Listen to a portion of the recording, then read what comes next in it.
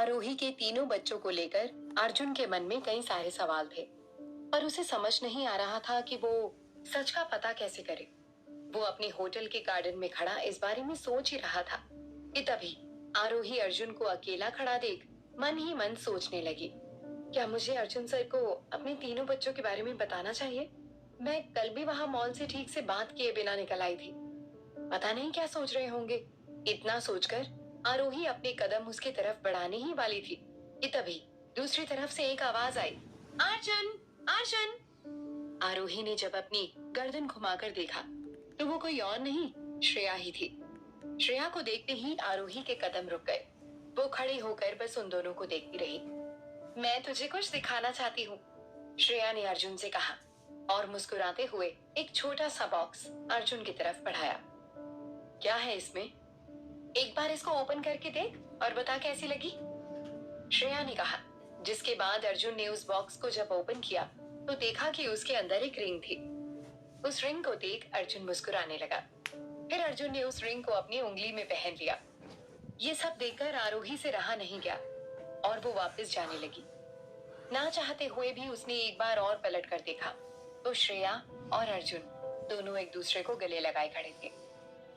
आरोही, तुझे अब अर्जुन सर के बारे में नहीं सोचना चाहिए, वो अब किसी और के हैं। कहते हुए आरोही चुपचाप तेजी से वहां से निकल गई। अगले दिन आरोही त्रिशा का चेकअप करवाने के लिए जब हॉस्पिटल पहुंची तो जैसे ही वो श्रेया के कैबिन में गई तो वहां श्रेया के अलावा एक और डॉक्टर मौजूद था। श्रेया तो त्रिशा का चेकअप कर रही थी, लेकिन आरोही की नजर वहां खड़े उस दूसरे डॉक्टर के हाथ पर थी। उसकी उंगली में बिल्कुल वैसे ही रिंग थी जो कल श्रेया ने अर्जुन को दी थी। आरोही मन ही मन वो सब कुछ दोबारा सोचने लगी थी कि तभी श्रेया बोली, आरोही, मैं तुम्हें एक बात तो बताना ही भूल गई। Meet doctor Avinash, my future husband. Shreya के मुंह से ये बात सुनते ही आरोही का उखड़ा हुआ चेहरा खिल उठा। उसके चेहरे पर एक बड़ी सी मुस्कुराहट आ गई। उसे ऐसा लगा जैसे एक बहुत बड़ा भार उसके कंधों से उतर गया था। 2 महीनों बाद हमारी शादी है और तुम जरूर आओगी, ठीक है? श्रेया ने कहा। उसकी बात सुनकर आरोही ने मुस्कुराते हुए अपनी गर्दन हिलाई और त्रिशा को लेकर घर के लिए निकल गई। पर वो अब बस अर्जुन के बारे में ही सोच रही थी। कल मैंने क्या कुछ नहीं सोच लिया, पर ये सब जो मैं सोच रही हूँ, महसूस कर रही हूँ, क्या ये सही है? नहीं आरोही, तू पहले ही एक बार सोहम के प्यार से धोखा खा चुकी है, पर अब नहीं, आरोही ने खुद से कहा। दूसरी तरफ समर्थ क्लास में उसके दोस्तों के साथ बैठा मस्ती कर रहा था। उसके हाथ में अर्जुन की फोटो थी और ये फोटो उसी मैगजीन की थी जिसमें उसने अर्जुन को पहली बार देखा था। ये फोटो किसकी है समर्थ? क्या यही तेरे फादर है? समर्थ के एक दोस्त ने उससे पूछा, जिसके जवाब में समर्थ एक पल को मुस्कुराया लेकिन कुछ बोल नहीं पाया। नहीं नहीं, ये इसके पापा नहीं हो सकते। तुम लोगों ने सुना नहीं कि सन का फेस उसके फादर के फेस से मिलता है? मेरी मम्मा ने मुझे बताया था। पर यहाँ देखो, दूसरे लड़के ने कहा और वो अर्जुन की फोटो को समर्थ के चेहरे के पास रखकर उसे कंपेयर करने लगे। एक के बाद एक सभी समर्थ का मजाक बनाने लगे, पर समर्थ किसी की बात का कोई जवाब नहीं दे पाया। वो बस गर्दन झुकाए हाथ में अर्जुन की फोटो लिए बैठा था, क्योंकि वो जानता था कि अर्जुन उसका फादर नहीं था। तभी झटके से किसी ने समर्थ के हाथ से उस फोटो को खींचा। समर्थ ने गर्दन उठाकर देखा तो वो कोई और नहीं, स्कूल की प्रिंसिपल थी। उस फोटो को देखने के बाद प्रिंसिपल ने एक नजर समर्थ की तरफ देखा, फिर बाकी बच्चों से कहा, इतनी शैतानी क्यों हो रही है क्लास में? और समर्थ, ये सब क्या है? एक काम करना, कल तुम अपनी मम्मा को स्कूल में लेकर ही आना। इतना कहकर प्रिंसिपल गुस्से में अर्जुन की वो फोटो लेकर वहां से चली गई। मम्मा को सच पता चलेगा तो पता नहीं क्या होगा, समर्थ घबराते हुए मन ही मन में बोला। तो वहीं दूसरी तरफ अर्जुन अपनी कैबिन में बैठा था। तभी उसके फोन पर एक कॉल आया। उसने कॉल रिसीव किया तो फोन की दूसरी तरफ से अर्जुन का वकील बोला, कांग्रेचुलेशन सर, आप समायरा का कस्टडी केस जीत गए। ये सुनते ही अर्जुन खुशी के मारे झूमने लगा। दरअसल समायरा अर्जुन की भांजी थी। अर्जुन की बहन और उसके जीजाजी के कार एक्सीडेंट के बाद से अर्जुन समायरा की कस्टडी लेने में लगा हुआ था। वो अपनी भांजी से बहुत प्यार करता था। भगवान, आपका बहुत बहुत शुक्रिया कि आपने मुझे ये केस जिता दिया। एक तरफ अर्जुन अपनी भांजी के केस को जीतकर खुशी मना रहा था, तो वहीं दूसरी तरफ समर्थ स्कूल में हुई बात से थोड़ा डरा हुआ था। उसे समझ में नहीं आ रहा था कि आरोही से क्या कहे। समर्थ को परेशान देखकर आरोही खुद उसके पास आकर उससे बोली, अरे मेरे हीरो को क्या हुआ आज? इतना रूठा हुआ क्यों है? मम्मा, वो आप पहले प्रॉमिस करो मुझसे नाराज नहीं होगे। मैं भला अपने हीरो से नाराज हो सकती हूँ? आरोही ने मुस्कुराते हुए कहा। उसकी बात सुनकर समर्थ ने मन ही मन कहा, नहीं, अगर मैंने बताया तो मम्मा बहुत नाराज होगी। क्या करूं? समर्थ बेटा, बताओ भी क्या बात है? आरोही ने त्रिशा को अपने हाथ से खाना खिलाते हुए समर्थ से कहा, मम्मा, वो प्रिंसिपल ने कल आपको स्कूल में बुलाया है। वो आपसे पापा के बारे में बात करना चाहती है। समर्थ ने एक सांस में ही सब कह दिया। हालांकि उसने अर्जुन वाली बात छुपाई थी, पर वो ये जानता था कि कल उसकी माँ को ये बात पता चलने ही वाली थी। मन ही मन वो घबराया हुआ था। आरोही और समर्थ की बात मंथन ने भी सुन ली थी, जो वहीं बैठकर अपना होमवर्क कर रहा था। मम्मा, क्या प्रिंसिपल मैम पापा के ना आने की वजह से हमें स्कूल से निकाल देंगी? मंथन ने पूछा। मंथन की बात सुनकर आरोही ने प्यार से उसके सिर पर हाथ फेरते हुए कहा, नहीं बेटा, मम्मा ऐसा कुछ नहीं होने देगी। लेकिन समर्थ और मंथन की बातें सुनकर आरोही को भी याद आ गया था कि प्रिंसिपल ने जो उसे 45 डेज का टाइम दिया था, उसे खत्म होने में अब कुछ ही दिन बचे थे। उसने अपना मन हल्का करने के लिए और कुछ उपाय ढूंढने के लिए मोनिका को कॉल किया।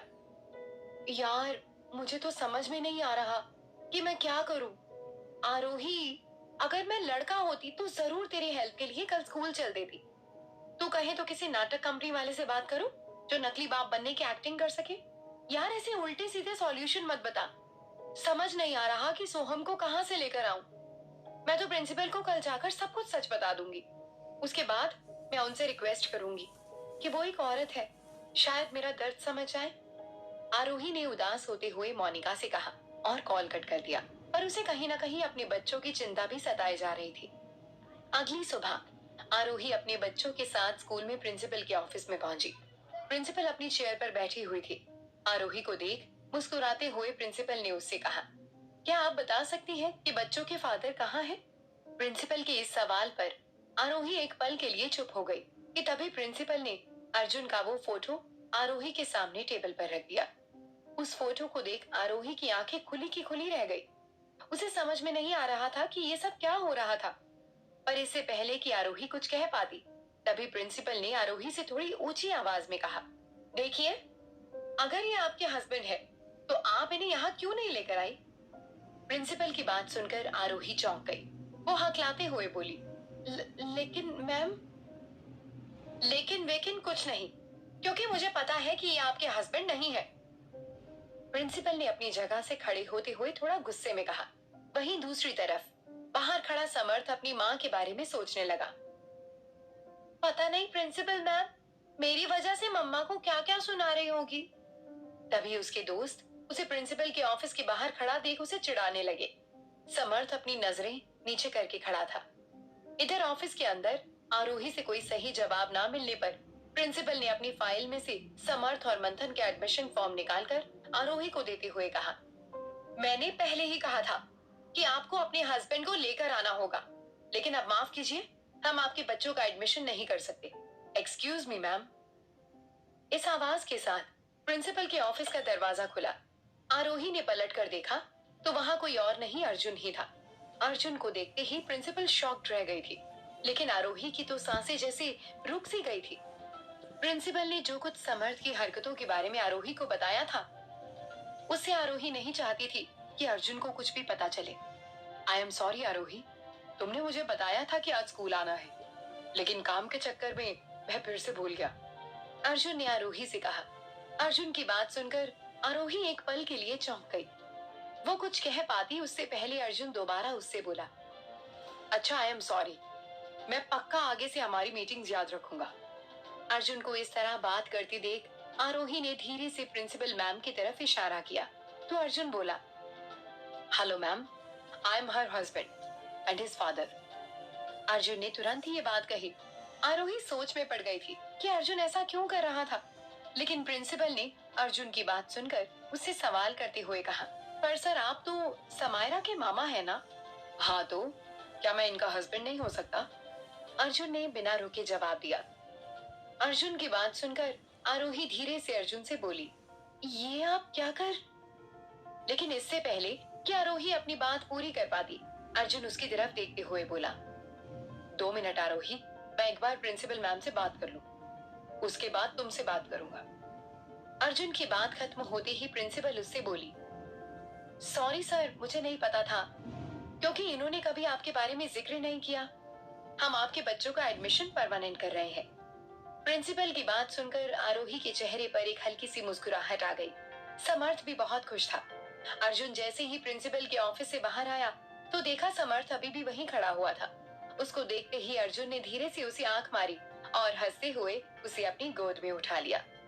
दरअसल समर्थ ने रात में ही चुपके से अर्जुन को कॉल करके सब कुछ बता दिया था, इसलिए आज अर्जुन ने आकर उसे बचाया था। तभी आरोही ने अर्जुन से कहा, sir thank you so much, आज आप नहीं होते तो पता नहीं मैं अपने बच्चों को इस प्रॉब्लम से कैसे निकाल पाती।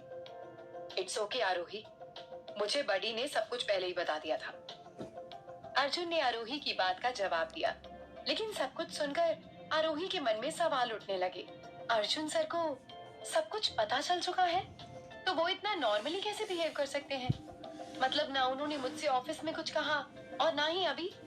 सही कहते हैं सब, अर्जुन सर बहुत अच्छे हैं। आरोही के दिल में अर्जुन के लिए प्यार उमड़ने लगा। आरोही अर्जुन को एक टक देखे जा रही थी कि तभी अर्जुन को पीछे से एक छोटी सी लड़की ने हक दिया। मामा आप यहाँ? आज आप मुझे लेने आए हो ना? ये लड़की और कोई नहीं समायरा ही थी, जिसका नाम अभी प्रिंसिपल ने लिया था। मंथन भी वहाँ आ गया था। दरअसल मंथन और समायरा एक ही क्लास में थे, पर अर्जुन को वहाँ देखकर मंथन तेजी से अपनी माँ के पास चला गया और कसकर उसका हाथ पकड़ लिया। आरोही अर्जुन से बहुत कुछ कहना चाहती थी, लेकिन समायरा अर्जुन को और मंथन आरोही को एक दूसरे से दूर लेकर जाने लगे थे। क्या मंथन कभी अर्जुन को अपना पाएगा? क्या समायरा, अर्जुन और आरोही की कहानी एक नया मोड़ लेगी? क्या ये फेक फादर का सच कभी सामने आएगा? क्या आरोही अर्जुन को सोहम का सच बता पाएगी? जानने के लिए सुनते रहिए हमारी रॉकस्टार माँ, सिर्फ पॉकेट एफएम पर।